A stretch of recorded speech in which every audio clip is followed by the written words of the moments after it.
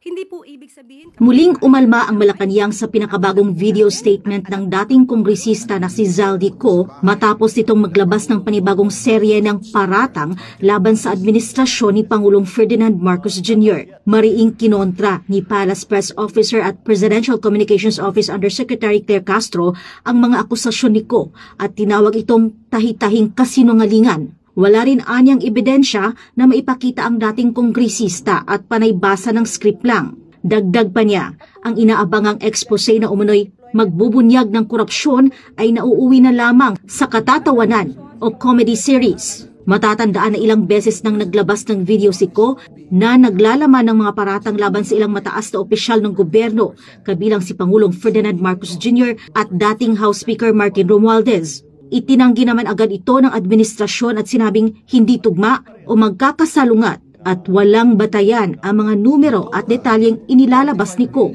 Samantala, inihayag ng palasyo na patuloy na pinoprotektahan ng administrasyong Marcos Jr. at freedom of expression. Binanggit ni Jose Castro na ang Pangulo ay hindi nagpapahinto, hindi nagtatanggal ng prangkisa at hindi nagtatanggal ng mga mamamahayag. Malaya rin anya ang publiko na magsalita at magpahayag ng saloobin at hindi na kailangang paalalahanan pa ang Pangulo at ang gobyernong ito na panatilihin ang karapatan ng tao sa kanilang pananalita. Tugon ito ni Castro sa apela kamakailan ni Vice President Sara Duterte sa administrasyon na igalang ang freedom of expression at iwasan ang anumang uri ng pananakot.